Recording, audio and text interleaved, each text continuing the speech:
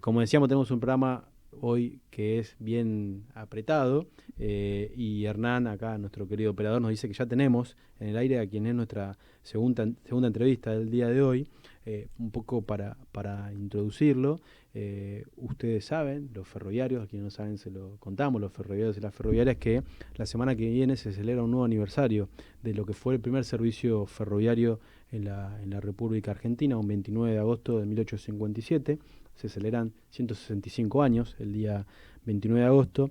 Entonces nos parecía muy interesante poder hablar con alguna voz autorizada sobre lo que es historia de ferrocarriles. Y si de voces autorizadas hablamos, Jorge Wader, que es quien nos escucha del otro lado, es una persona que ha estudiado muchísimo y tiene mucho escrito, un escritor prolífico, en relación a la historia de los ferrocarriles. Él es abogado de la UBA y además es docente en el posgrado, la especialización ferroviaria que dicta la Facultad de Ingeniería de la Universidad de Buenos Aires, donde muchos amigos, compañeros nuestros, han pasado por sus clases. Jorge, ¿nos escuchás?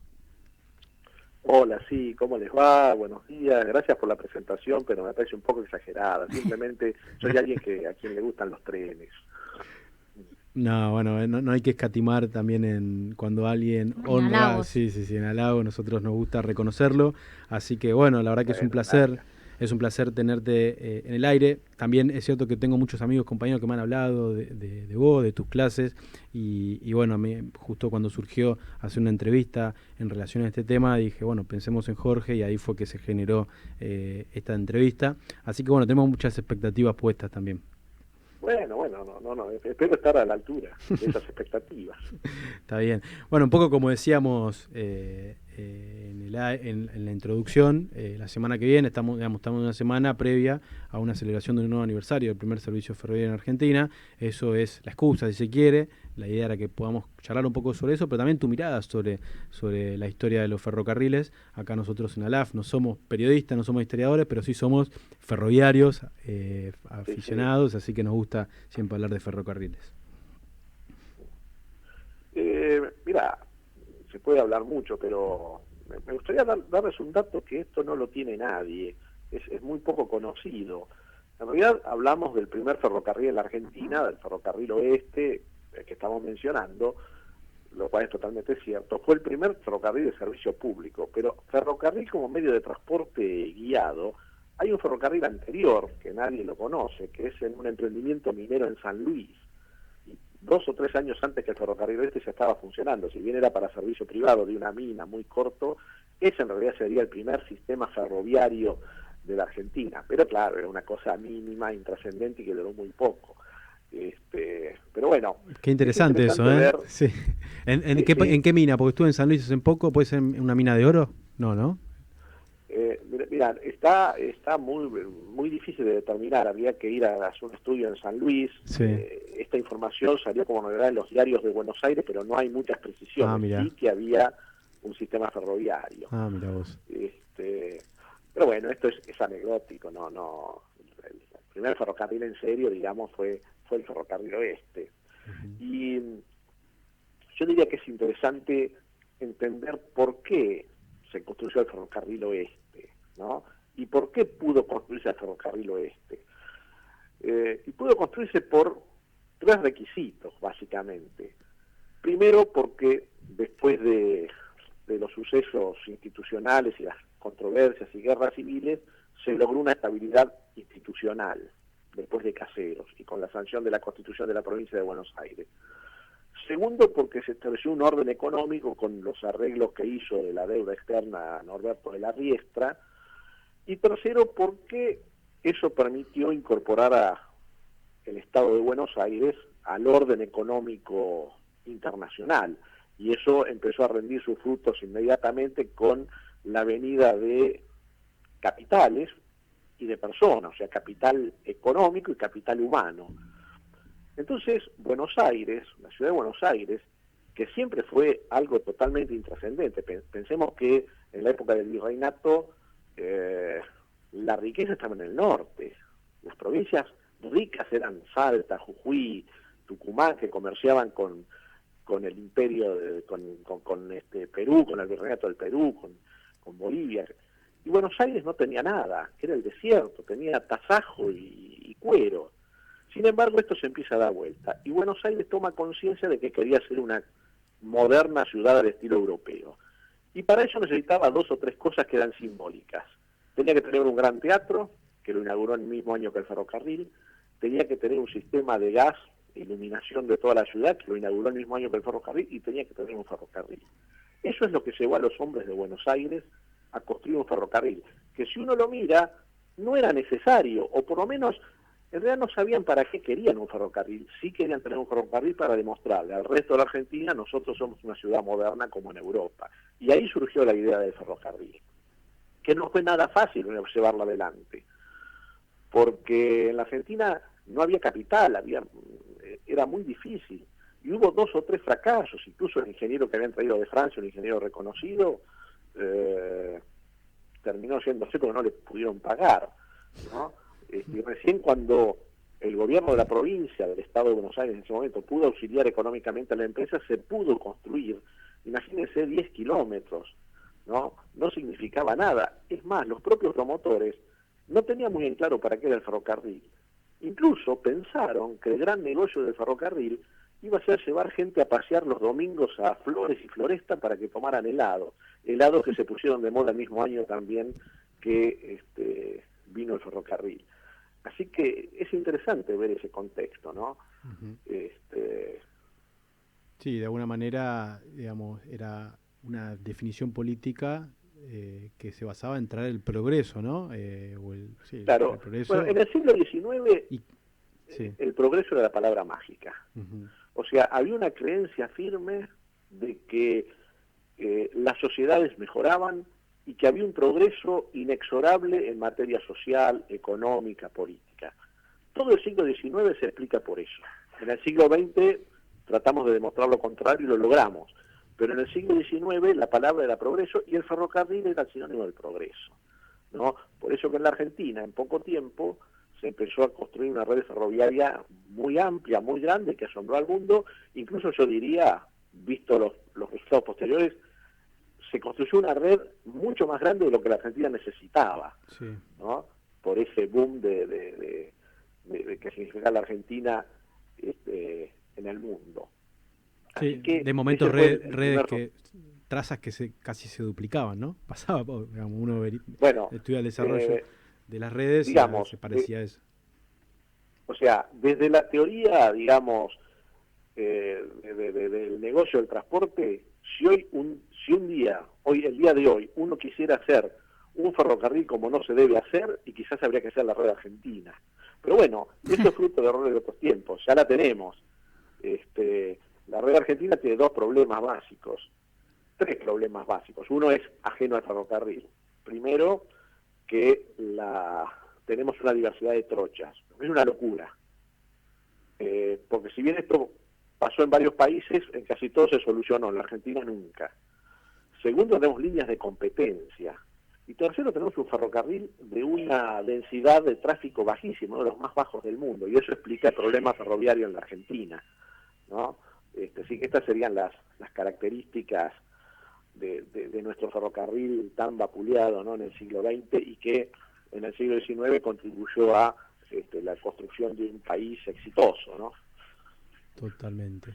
Y volviendo un poco a ese contexto histórico que nos desarrollabas, siglo XIX, mediados del siglo XIX, ¿no? Sí. Particularmente 1857. ¿Cómo vos dijiste que es la provincia de Buenos Aires la que financia el desarrollo de ese ferrocarril? ¿Quiénes son los actores, digamos? ¿Cómo se da? Sí. En el momento había leído que porque, sí, perdón. En esa época la ciudad de Buenos Aires era una ciudad muy chica, ¿no?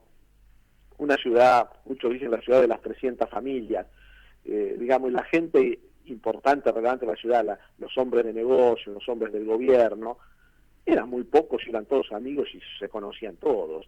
Entonces había muchas veces una confusión. Cuando se juntan determinadas personas lideradas por Felipe Lavallol para construir el ferrocarril, la mayoría de estas personas también formaban parte de la legislatura del gobierno. Claro. Entonces plantean hacer un ferrocarril totalmente privado, pero claro, no consiguen que la gente comprara acciones, no porque no quisiera, sino porque no había el capital suficiente en Buenos Aires. Entonces el gobierno, que también era pobre, no tenía recursos, a través del banco de la provincia, hizo algunas emisiones de dinero para financiar el ferrocarril. Pero si uno mira, Felipe Lavalle era presidente del ferrocarril y muchas veces actuaba como gobernador en reemplazo del pastor obligado cuando estaba de licencia. En general eran las mismas personas.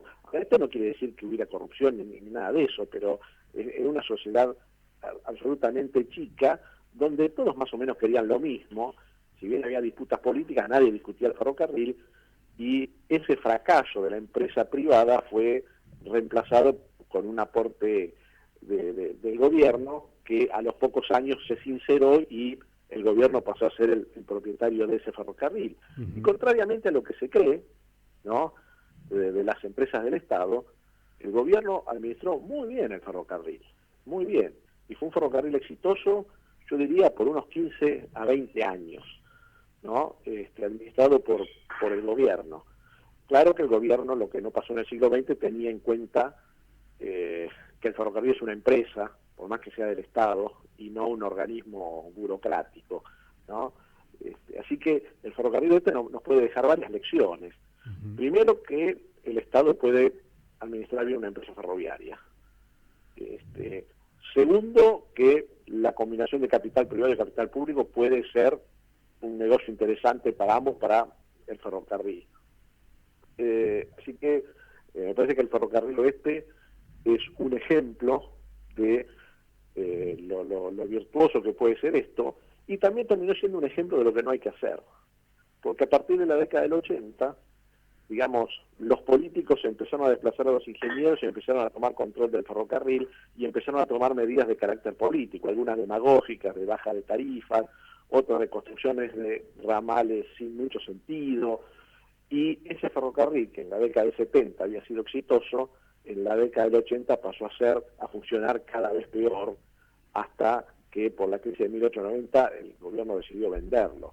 Pero digamos, este ferrocarril oeste en manos del Estado muestra dos momentos distintos. Un momento donde se hizo todo bien y fue exitoso, y otro momento donde el propio Estado empezó a generarle problemas al ferrocarril por tener una visión distinta del ferrocarril, de entender que el ferrocarril es una empresa, ¿no? Sí, y esto es aplicable para muchos momentos de la historia argentina. Sí, sí, muchos momentos y otros rubros más allá del ferrocarril también, Sí, por supuesto, vinculados a la sí. infraestructura. Ahora, dijiste 1857, primer servicio, 1890, me imagino que la red ya se había extendido, ya no era ese Para primer servicio. 1890 ya el ferrocarril llegaba a Trenquelauquen, había construido un ramal hacia el norte que llegó hasta Pergamino, San Nicolás y Junín, con una idea de llegar a Rosario que nunca ocurrió, y hacia el sur había llegado hasta Saladillo, con ramales al puerto de La Plata, que iba a ser un puerto provisorio y después no lo fue. O sea, la red del ferrocarril oeste llegó a ser una red importante. Y aparte era una red testigo, porque cuando otras empresas ferroviarias se instalaban, el gobierno les decía que tenía que tener los mismos estándares técnicos que el ferrocarril oeste, ¿no? Entonces el ferrocarril oeste era importante por varias razones, ¿no?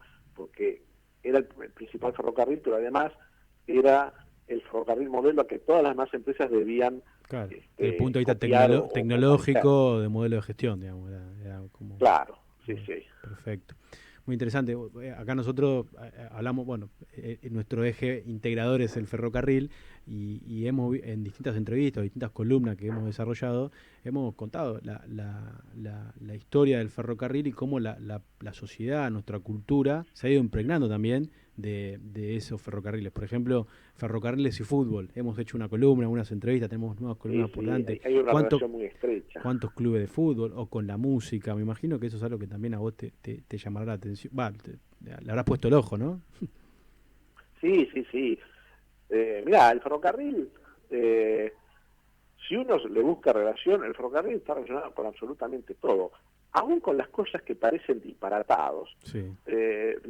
Por ejemplo, yo si bien vivo en Buenos Aires, soy de un pueblo del interior, y en ese pueblo, por ejemplo, la gente conoció los helados por el ferrocarril, porque llegaban por tren y iban a la estación a tomar el helado cuando pasaba el tren. Así que el ferrocarril del siglo XIX y gran parte del siglo XX estaba presente en prácticamente todos los detalles de la vida de las personas. Por ejemplo, las noticias iban por ferrocarril, los diarios iban por ferrocarril, y las noticias por cable iban por el telégrafo del ferrocarril. Así que el ferrocarril estaba absolutamente presente en todo.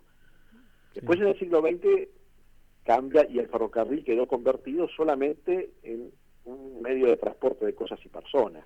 Claro. Perdió todas las funciones que tenía antes, pero conservó estas dos que aún son importantes, ¿no? Sí. Pero es cierto, el ferrocarril estaba presente en absolutamente todo, era un ordenador de la población, la gente se establecía de acuerdo a las líneas ferroviarias, se armaban y desarmaban familias en función de las líneas ferroviarias, es muy interesante. Sí. Yo creo que por eso la gente cuando vuelve el ferrocarril a un lugar que hace muchísimos años que no llegaba, se pone muy feliz porque, bueno, hay mucha gente que vivió esa época y hay chicos que capaz que ni saben lo que trajo el ferrocarril. No, es muy cierto, eso es muy cierto, porque el ferrocarril está en el inconsciente colectivo, claro, como algo valioso, y eso hoy día me parece que termina siendo contraproducente para el ferrocarril, porque, perdona que me meta por ahí en temas de actualidad, pero tiene que ver, porque hay una demanda tan grande de la opinión pública a favor del ferrocarril que los gobiernos se ven obligados a satisfacer esa demanda. Y en el fondo esa demanda es el ferrocarril del siglo XIX y XX, y nosotros tenemos que apostar hacia el ferrocarril del siglo XXI, ¿no? Y muchas veces estos trenes que están volviendo, que generan tantas expectativas, generan un esfuerzo económico muy grande que probablemente la economía argentina no está preparada para sostener, y terminaré quitando recursos a un ferrocarril más sensato, que es el ferrocarril que hoy día la Argentina necesita, que es un ferrocarril básicamente de carga. Pero esto sería una discusión larga acerca de cuál sería el ferrocarril que necesita la Argentina, ¿no? Sí, pero sí, la opinión pública demanda la vuelta del tren, invariablemente. Entiendo tu punto, es un punto de controversia inclusive, que somos ferroviarios, lo discutimos a muy diario de actualidad, de hecho amerita creo que toda una nueva entrevista, Jorge, pero es verdad lo que planteás, y también, digamos, es válido el planteo, y también es cierto que hay que pensar el ferrocarril del siglo XXI, y lo que nosotros nos deja como ferroviarios, como ferroviarias, nos da tranquilidad, es que es un modo de transporte totalmente vigente. Hoy, con la crisis de precio de los combustibles, ¿no? o de energía, o con el nuevo paradigma de la cuestión ambiental, el modo ferroviario es un modo que se ofrece como una oportunidad para el desarrollo de los países, y eso se verifica en otros países, ¿no? del mundo, y por eso Argentina... Por supuesto, eso sin duda, eso claro, no lo discute nadie. Claro. O sea, hay un famoso ingeniero ferroviario francés, Louis Armand, decía, el ferrocarril va a ser el transporte del siglo XXI si sobrevive al siglo XX. El tema es que en Argentina todavía no sobrevivimos al siglo XX en materia ferroviaria, pero eso está claro. Después se puede discutir cuál es el ferrocarril del futuro, ¿no? Por las razones, las características de la Argentina, con el problema que tiene la Argentina. La Argentina tiene 3 problemas básicos para pensar en un ferrocarril de pasajeros, ¿no? Primero, somos un país despoblado. Segundo, somos un país demasiado grande. Tercero, somos un país pobre, ¿no? Con lo cual esto es difícil. Si uno mira los países con el mismo ingreso per cápita de la Argentina, y en general en esos países difícilmente encontremos trenes de pasajeros de larga distancia como se pretende volver a la Argentina. Pero ya digo, esto es una discusión, ¿no? Sí. Pero sin duda el ferrocarril, o sea, la Argentina tiene un problema de costos internos que solo lo puede solucionar el transporte ferroviario. Quizás el transporte ferroviario no reduciría los costos internos tanto como se cree, pero sí una reducción importante. Lo que pasa es que el ferrocarril tiene que aumentar la participación en el mercado de transporte, por lo menos duplicarla en los próximos 10 años para que tenga sentido. En este momento transportar el 5% de la producción no tiene sentido. Tendría que ir por lo menos al 10, al 15 en 10, 15 años para darle sentido al ferrocarril, ¿no? Y eso es una tarea compleja que no solo tiene que ver el ferrocarril, sino el desarrollo de la economía argentina, ¿no?